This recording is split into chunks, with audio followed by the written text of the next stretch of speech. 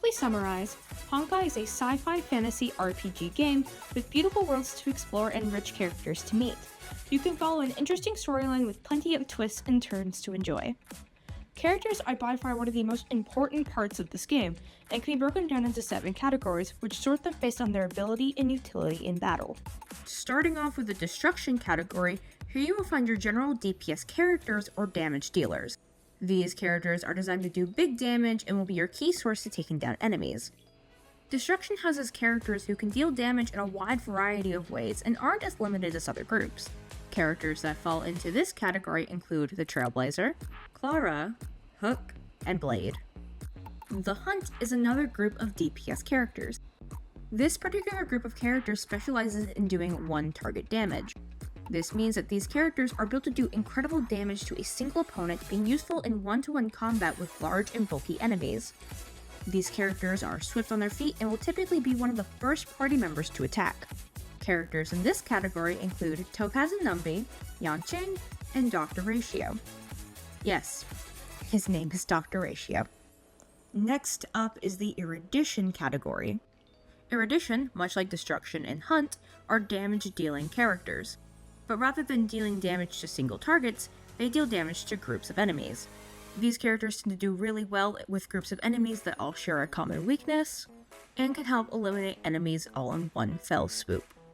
Characters in this category include Argenti, Herta, and Serval. Up next, we have the Harmony. The Harmony is a group of characters who will help support the team by offering skill boosts.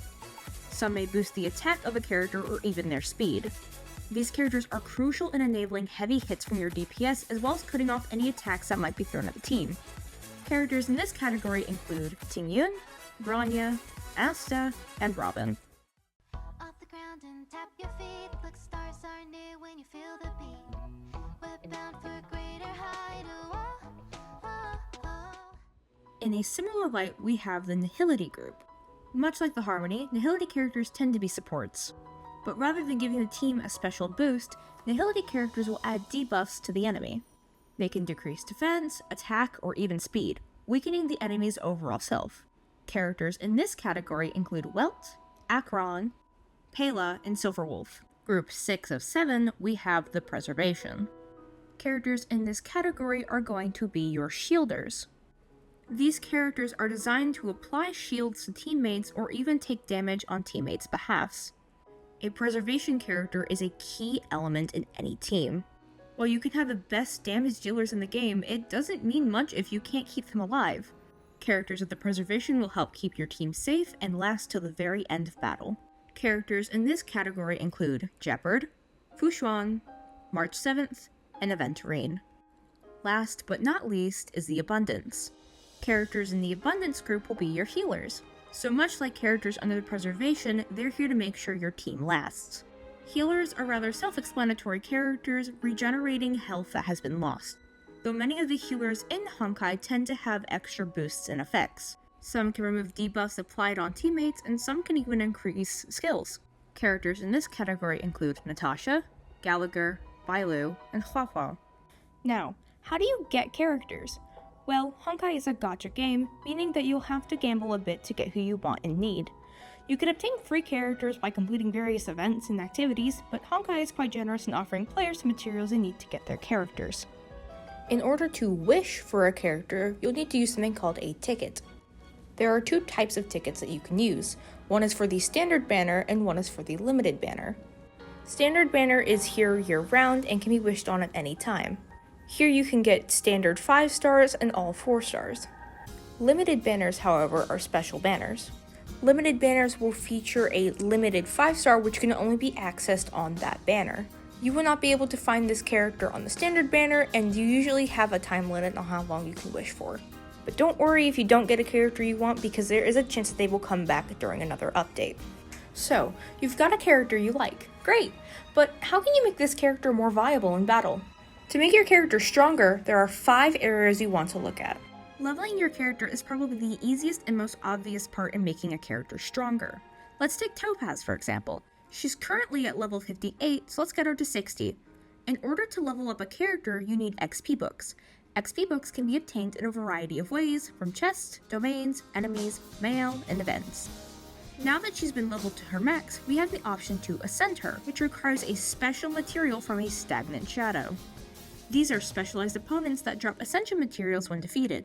They will also require an additional item that can be found after defeating overworld enemies. Now, even if your character is fully leveled, they're still not their max potential, which is where light cones can come in. Light cones are cards that give a boost in a character's health, attack, and defense, as well as a boost in a certain skill. Light cones are assigned a path, just like characters, and will only apply their special buff to a character of the same path. You can get light cones primarily from gacha, however you may get some from events and missions. These will have their own item to level them and require their own materials in order to ascend in level. Secondly are your traces. These are basically your character skills, so their attack, skill, ultimate move, passive, etc. Leveling these increase the damage and effect of your character skills. Traces can be leveled using materials dropped by overworld enemies as well as items dropped by major bosses. These bosses can only be fought a few times a week. If you ever need help deciding what to level first, there is a recommended tab that records what other players tend to upgrade first, giving you a basic idea of what you should prioritize. Next are your relics, by far the most diverse section when it comes to building characters.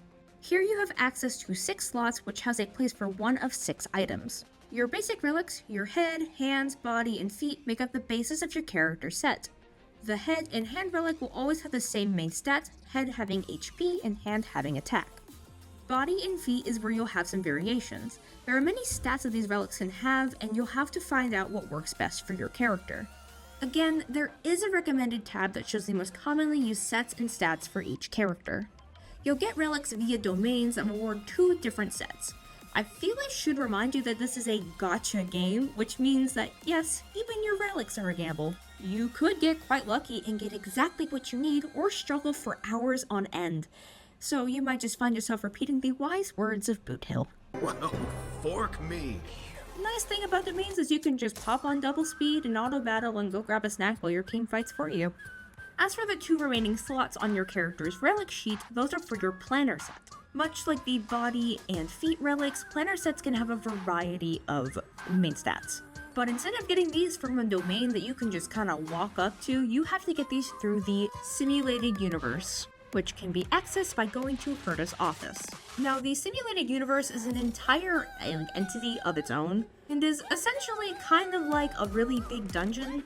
There will be several levels that you have to go through, and many different bosses and enemies you have to fight, as well as different scenarios that you can read through. And while planner sets aren't the only thing you can get from the simulated universe, it is the main thing that the simulated universe is for, but that is its primary purpose. There is also a recommended tab for planner sets that work best for each character. Last but not least are eidolons. Sometimes while you're wishing for a character, you'll get a duplicate of a character that you already have. Don't worry, you didn't get skipped out by the game. These roles are converted into something called an eidolon. An eidolon will give a character an additional boost in their skills. You can get up to 6 eidolons, meaning you can get a character a total of 7 times. After that, every role of that character will refund you a wish. 1 wish for a 4-star and 2 wishes for a 5-star.